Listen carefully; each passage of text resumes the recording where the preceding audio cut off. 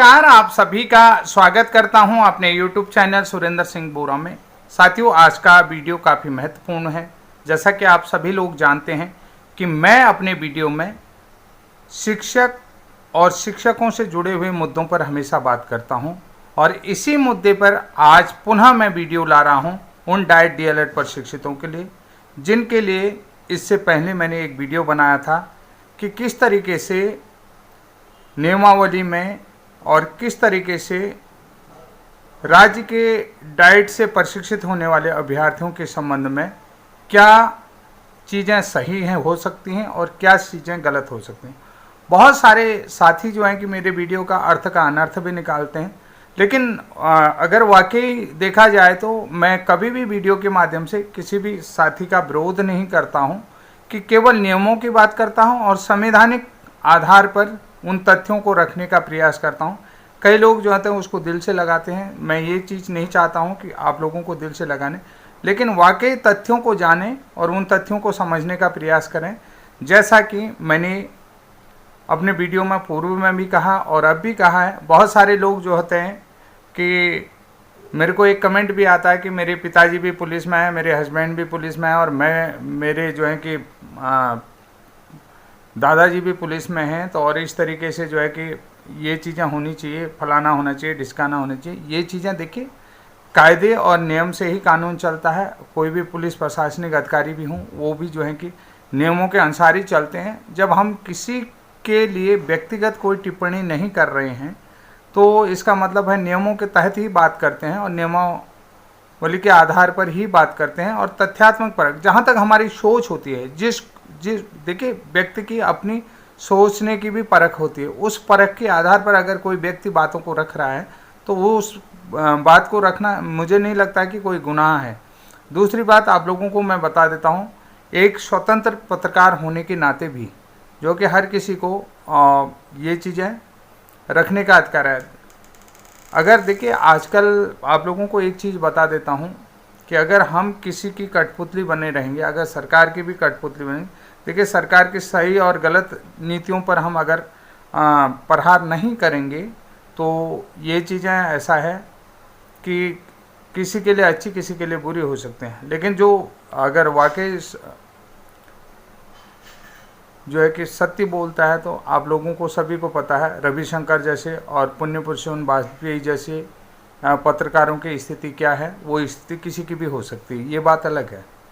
तो रवीश कुमार आपने देखा होगा, रवीश कुमार जी जो हैं कि एक स्वतंत्र पत्रकार के रूप में अभी अपने पत्रकारिता करियर को आगे बना रहे हैं।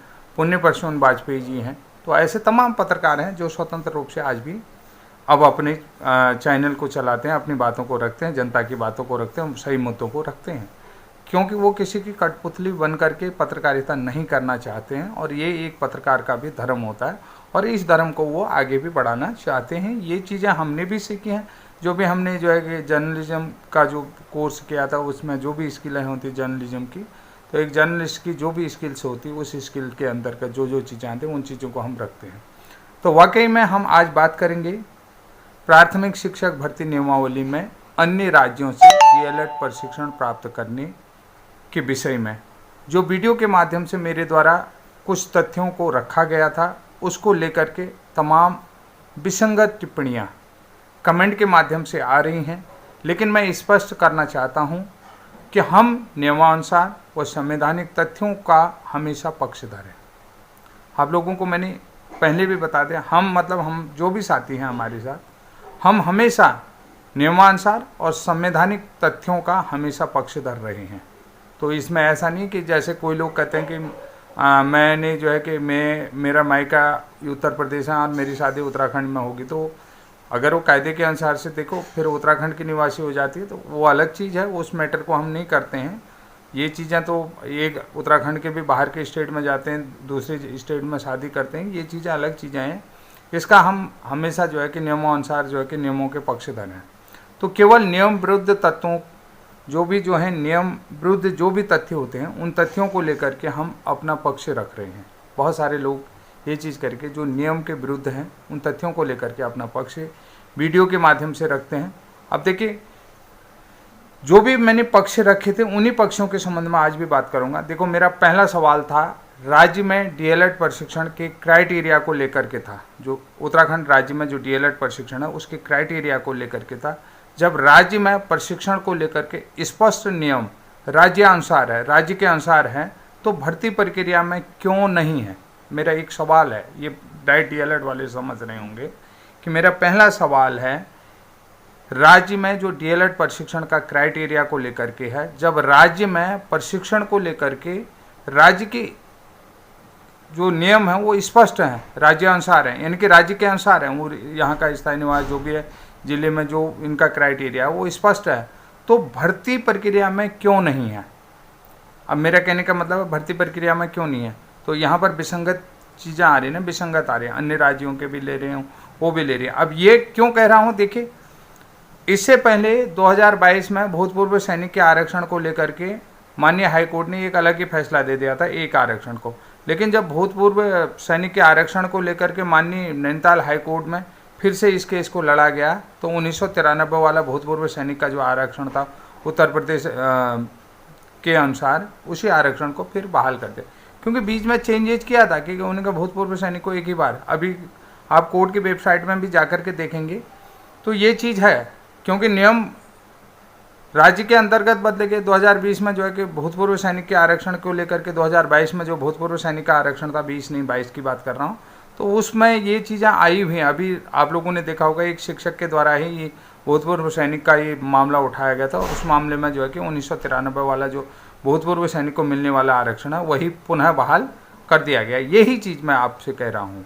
तो यहाँ पर इसी को लेकर के स्पष्ट नीति को कह रहा हूँ कि जैसे प्रशिक्षण को लेकर के जब स्पष्ट नियम जो है राज्य अनुसार हैं, तो भर्ती प्रक्रिया में नियम क्यों नहीं है, कि अर्थात प्रशिक्षण में, अब मैं प्रशिक्षण में बात कर रहा हूँ, राज्य का पाठ्यक्रम स्थानीय भाषा और सांस्कृतिक संदर्भों के अनुसार महत्व दिया जाना चाहिए, महत्व दिया जाता है, यही चीज़ कह रहा हूँ। मैंने क्या कहा कि जो प्रशिक्षण पाठ्यक्रम होता है डीएलएड का, वो राज्य के अनुसार होता है, राज्य के पाठ्यक्रम और स्थानीय भाषा और सांस्कृतिक संदर्भों के अनुसार महत्व दिया जाता है, और भर्ती प्रक्रिया में क्यों नहीं, यही चीज़ पूछ रहा था। अन्य राज्यों से डीएलएड प्रशिक्षण प्राप्त करने से बच्चों के मौलिक अधिकारों के बारे में जानकारी की कमी, स्थानीय संदर्भ और भाषा के प्रति जागरूकता का अभाव, ठीक है, ये चीज़ हो सकता है। अन्य राज्यों में देखिए, अन्य राज्यों से अगर हम डीएलएड करते हैं, अन्य राज्यों के डीएलएड प्रशिक्षण प्राप्त करने से बच्चों के मौलिक अधिकारों के बारे में जानकारी में कमी हो सकती है, यानी कि आप जानकारी, मौलिक अधिकार जो हमारे राज्य के अंतर्गत चलते हैं उन मौलिक अधिकारों के बारे में नहीं मालूम होगा। हम अन्य राज्य से पढ़ के आ रहे हैं तो वहीं के राज्यों के मौलिक अधिकारों के बारे में पढ़ के आ रहे हैं। तो स्थानीय संदर्भों और जो भाषाओं के प्रति जागरूकता का अभाव हमारे यहाँ पर दिखा, और भाषा शिक्षण के प्रभावी तरीकों को समझने में भी कठिनाई हो सकती है, यही एक पहला पॉइंट था। ये सभी कारक बच्चों के सर्वांगीण विकास और शैक्षिक अनुभवों पर नकारात्मक प्रभाव डाल सकते हैं। अब इसका एक छोटा सा उदाहरण भी आपको देता हूँ, एग्जाम्पल देता हूँ मैं आपको, एक उदाहरण देता हूँ। अगर एमपी से डीएलएड प्रशिक्षण में एमपी राज्य का ही पाठ्यक्रम होगा और एमपी की ही संस्कृति और शैक्षिक मूल्यों को बढ़ावा दिया जाएगा, ठीक है, यही देगा वो।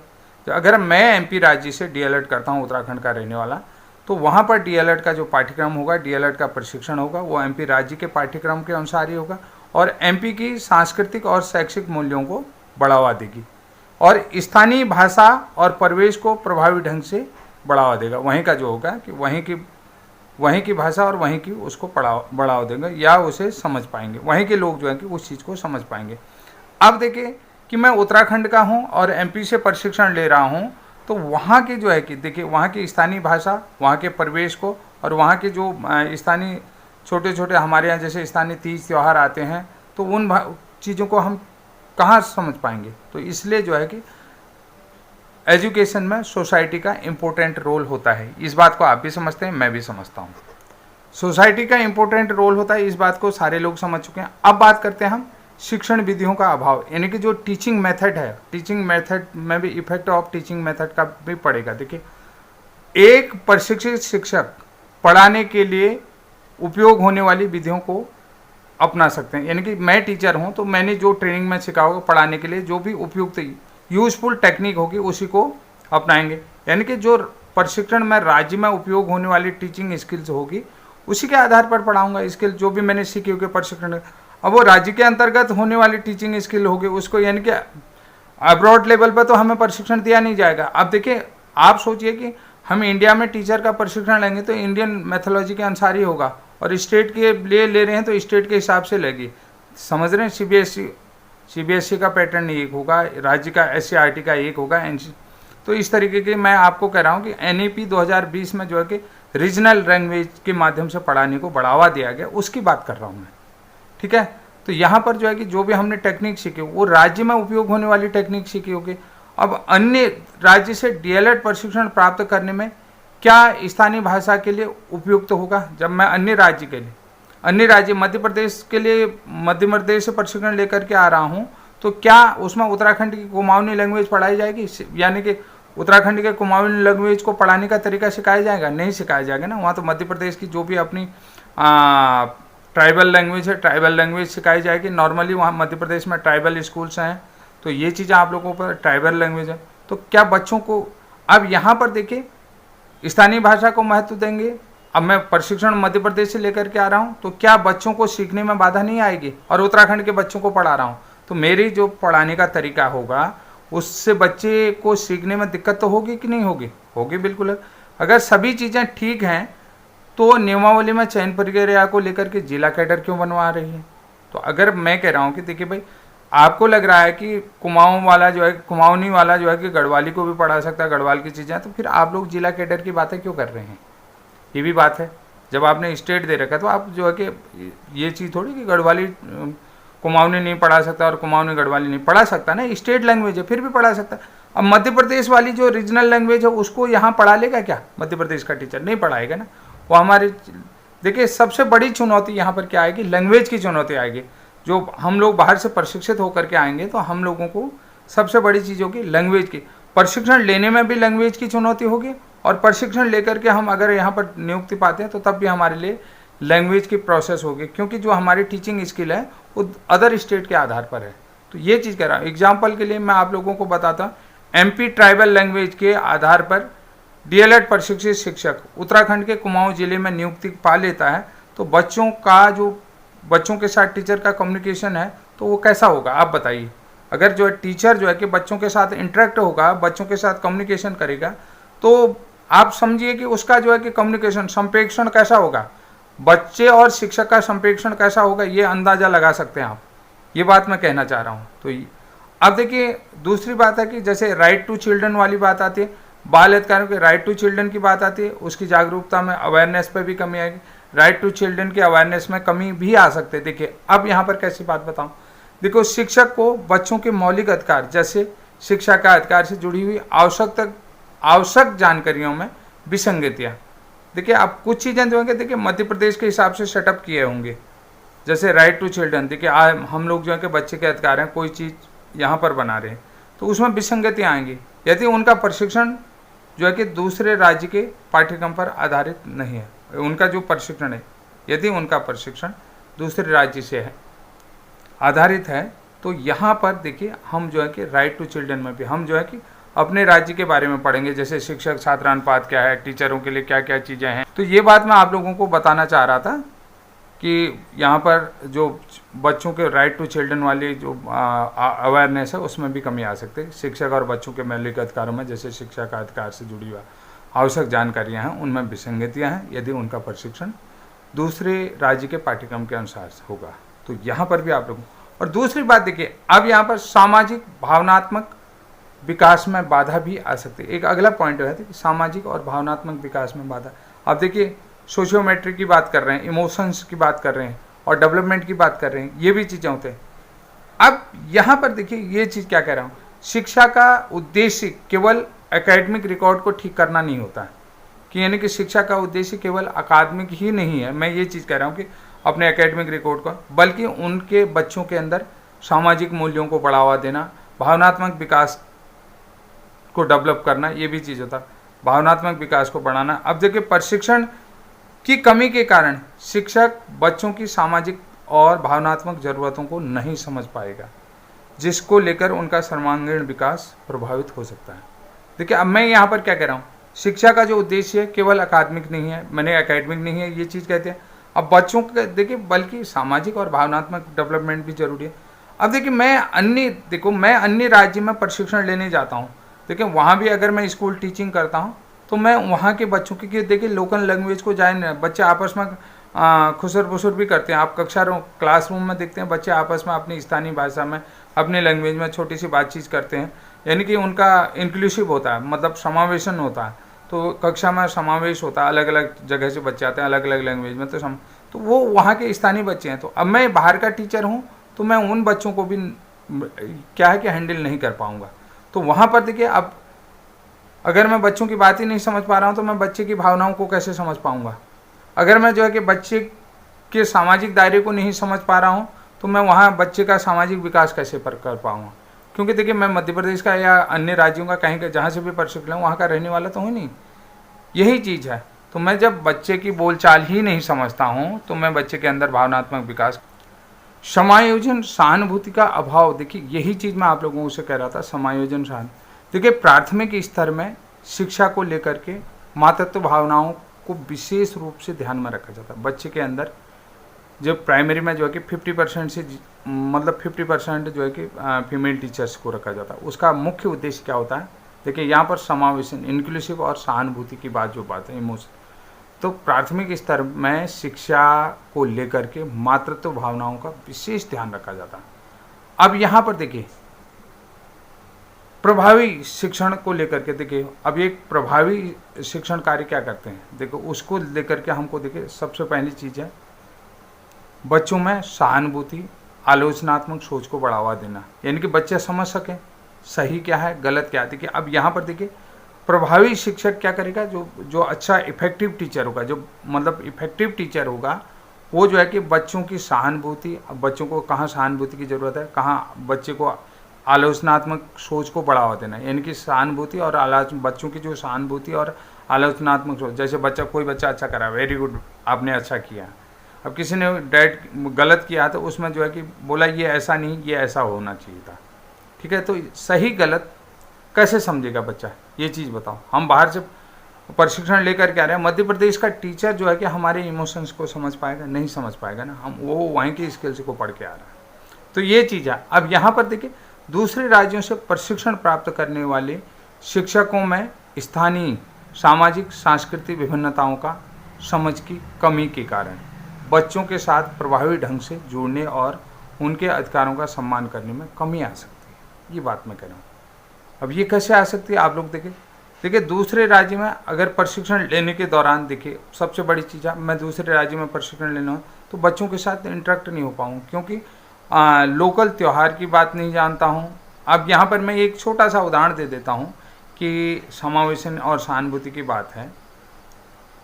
मैंने आप लोगों को क्या बताया कि दूसरे राज्य से प्रशिक्षण प्राप्त करने वाले शिक्षकों में स्थानीय सामाजिक यानी कि सांस्कृतिक और भिन्नताओं की समझ की कमी के कारण, देखिए सांस्कृतिक सामाजिक भिन्नताओं की कमी के कारण बच्चों के साथ प्रभावी ढंग से इनके इफेक्टिव रूप से नहीं जुड़ सकता, बच्चों के अधिकारों का सम्मान करने में कमी आ सकती है। ये चीज़ हमको देखना कि भैया कोई बच्चे अपने स्थानीय आनंद ले रहे हैं, जैसे अभी आप लोगों को तो प्रतिभा दिवस है, ये चीज़ भी बता रहा हूँ, प्रतिभा दिवस होता है, बच्चे जो है कि इंजॉय होता है। अब बच्चे जो है खेल खेल में सीखने वाली बात आती है, हम जब बच्चे खेल खेल में जो है कि कोई उनका लोकल चीज़ है जो बच्चे को अच्छे लगता है उस ढंग से पढ़ाना है। तो अब देखिए मध्य प्रदेश का टीचर है, हमारे यहाँ बच्चे गुट्टे खेलते हैं, हमारे यहाँ जो है कि ठीक है वो खेलते हैं अड्डू खेलते हैं, तो उस अड्डू मतलब गुट्टे खेलने को जो है कि मध्य प्रदेश का शिक्षक क्या समझेगा, समझ पाएगा, नहीं समझ पाएगा ना। हम उसको जो है कि अपने जो है कि मतलब स्किल्स में कैसे शामिल कर सकते हैं। बच्चे को हम जो है गुट्टे के माध्यम से 1 2 3 गिनना सिखा सकते हैं, 5 तक गिनती सिखा सकते हैं, ये आप लोगों को कह रहा हूँ। अब जैसे अड्डू है, अड्डू से हम जो है कि अड्डू से जो है कि बच्चे का फिजिकल शारीरिक विकास कर सकते हैं, ये चीज़ें। अब वो अड्डू जो है कि अड्डू है गुट्टे हैं, उनको जो है कि बाहर का शिक्षक क्या समझेगा, क्या चीज़ सर खेल रहे हैं। सबसे पहली चीज़ है बच्चा अपनी बात भी करेंगे, उनका गुट्टे खेलें सर कहेगा, मान लिया जाए इंटरवल में सर गुट्टे खेल रहे हैं, अब वो टीचर को समझ में नहीं आएगा तो गुट्टा क्या खेलेगा, बताओ आप लोग बताओ ना। तो ये चीज़ें होती है कि यहाँ पर हम लोगों को हमारे राज्य के अनुसार ही प्रशिक्षित किया जाता है। तो यहाँ पर देखिए प्रभावी ढंग से तो यहाँ पर शिक्षण इफेक्टिव हो सकता है अगर हम बाहर से प्रशिक्षण को लेकर के आ रहे हैं। यही बात मैं रखना चाह रहा था। अब आप लोगों को बता देता हूँ कि अगर दूसरे राज्य से मैंने प्रशिक्षण लिया या प्रशिक्षण लेने के दौरान लोकल त्यौहार, अब देखिए नंदा अष्टमी होती है हमारे यहाँ, हरेला होता है और ऐसे कई जो है कि घी तैयार होता है, घी संक्रांति होता है। वो क्या मध्य प्रदेश वाले या जो है कि हरियाणा हिमाचल वाले लोग इस बात को समझेंगे हमारे ना इन चीज़ों को, हरेले त्यौहार को नहीं जो समझेंगे ना। तो उस राज्य में जाकर प्रशिक्षण ले रहे हैं तो वहाँ पर कैसे हम समझ पाएंगे कि वहाँ के त्यौहार को, वहाँ का लोकल जैसे बिहू त्यौहार होता है उसको हम कहाँ समझ पाएंगे। धीरे धीरे हमें तो सीखने में ही समय लग जाएगा नहीं, हम वहाँ की स्थानीय समाज के साथ कनेक्ट ही नहीं हो पाएंगे। और समाज का जो है कि शिक्षण में बहुत इफेक्टिव रोल है, समाज का जो है कि बहुत महत्वपूर्ण रोल होता है कि नहीं। आज की तारीख में आप लोगों ने एसएमसी बनी होती है, आप सभी लोग समझते हैं। तो ये जो है कि समाज का सबसे बड़ा रोल जो है कि शिक्षा में है। अब मैं आप लोगों को बता देता हूँ, जब मैंने नंदा अष्टमी की बात करी तो नंदा अष्टमी में एमपी वाला नंदा अष्टमी को क्या समझेगा। अब अगर हम प्रतिभा दिवस में नंदा अष्टमी को लेकर के कोई वो करते हैं, एक्टिविटी करते हैं, नंदा अष्टमी को लेकर के कोई एक्टिविटी, नंदा अष्टमी के गाने गाते हैं या कोई वो रोल प्ले करते हैं, तो बहुत सारे स्कूल में आप लोग देखते होंगे नंदा अष्टमी के मतलब डोली होली निकाली जाती है, बच्चे प्रतिभा दिवस के दिन निकालते हैं, बहुत अच्छी चीज़ें करते हैं। तो अब देखिए हम जो है कि लोकल फॉर वोकल वाला जो एग्जाम्पल देते हैं स्कूल में, लोकल फॉर वोकल वाली बात आती है ना कि बच्चे जो है कि कई कलाओं को सीखते हैं। आप लोगों को पता है जैसे हस्तशिल्प कला है, काष्ठ कला है या कई चीज़ें हैं। तो इन चीज़ों में जो है कि ये बात मैं आप लोगों को कह रहा था। तो ये सारी चीज़ें हम जो है कि अन्य राज्यों से प्रशिक्षण लेते हैं तब भी हमारे अंदर कमी रह जाएगी। अगर हम वहाँ से प्रशिक्षित आते हैं तो तब भी इन चीज़ों की कमी रह जाएगी। देखिए अन्य राज्य के जो स्थानीय त्यौहार हैं उनसे हम कनेक्ट नहीं होंगे, वहाँ के समाज से कनेक्ट नहीं होंगे, हमारा जो है कि कहीं भी इंक्लूसिव नहीं होगा और वहाँ स्थानीय लोगों का हमारे प्रति सहानुभूति नहीं रहेगी। समझ रहे हो ना, सहानुभूति टीचर के लिए समावेशन और सहानुभूति ये दो महत्वपूर्ण स्किल्स हैं। तो यहाँ पर ये चीज़ें हमको देखना। अब हम बात करते हैं कि ओवरऑल जो है कि प्रशिक्षण का मतलब क्या होता है। ये चीज़ है प्रशिक्षण का जो मतलब है। देखो सबसे पहले हम बच्चों का समग्र व समावेशी विकास में योगदान देना, भाषा शिक्षण के लिए जो है कि स्थानीय पहलुओं के बारे में जानकारी होनी चाहिए। जो भाषा शिक्षण होता है, भाषा शिक्षण के लिए स्थानीय पहलुओं के बारे में जानकारी। अब हम प्रशिक्षण लेने वहाँ जाए, वहाँ के स्थानीय पहलू हमें मालूम ही नहीं। और देखिए न्यू एजुकेशन पॉलिसी की बात करते हैं। न्यू एजुकेशन पॉलिसी 2020 में जो है कि क्षेत्रीय भाषा शिक्षण के लिए प्रशिक्षण में विशेष ध्यान दिया गया। एनईपी 2020 में क्षेत्रीय भाषा शिक्षण के प्रशिक्षण में विशेष ध्यान दिया और शिक्षा के माध्यम से, यानी कि अब यहाँ पर देखिए शिक्षा के माध्यम के रूप में मातृभाषा एवं क्षेत्रीय भाषा का उपयोग को बढ़ावा दिया जाता है। ये चीज़ें आप लोगों को मैंने कई बार कहते हैं। और अधिकतर बात ये भी रखी गई है न्यू एजुकेशन में, उच्च गुणवत्ता वाली पाठ्य पुस्तकों को घरेलू भाषा यानी कि मातृभाषा में उपलब्ध कराना। जो उच्च बच्चों के लिए अच्छी किताबें हैं जिससे बच्चा स्किल सीखे, उच्च गुणवत्ता वाली किताबों को जो है कि घरेलू यानी मातृभाषा में उपलब्ध कराना। ये बहुत सारी चीज़ें जिसमें लोकल फॉर वोकल जो उनके पिक्चराइज्ड बुकें होंगी तो उनमें जो है कि लोग स्थानीय उदाहरण उस पर दिए जाएँ। ये सारी चीज़ें आप लोगों को इसलिए मैं बता रहा था कि जितने भी डाइट डीएलएड प्रशिक्षित हैं तो वो इन मुद्दों को अच्छे से समझ जाएं और जो अन्य राज्यों के जो लोग मेरे विरोध भी कर रहे हैं तो उन लोगों को भी मैं अच्छे से समझा सकूं कि मेरा अगर इंटेंशन क्या है, उस इंटेंशन को लेकर के है कि आखिर आप जो कि मैं किस तरीके का इंटेंशन लेकर के आप लोगों के सामने उपस्थित हुआ हूं और क्या बात मैं रखना चाहता हूं, ये चीज़ें समझे कि अब आप पॉइंटों के माध्यम से गाली देंगे तो वो गलत चीज़ है। तो साथियों आज के लिए इतना है, तब तक के लिए जय हिंद, जय उत्तराखंड।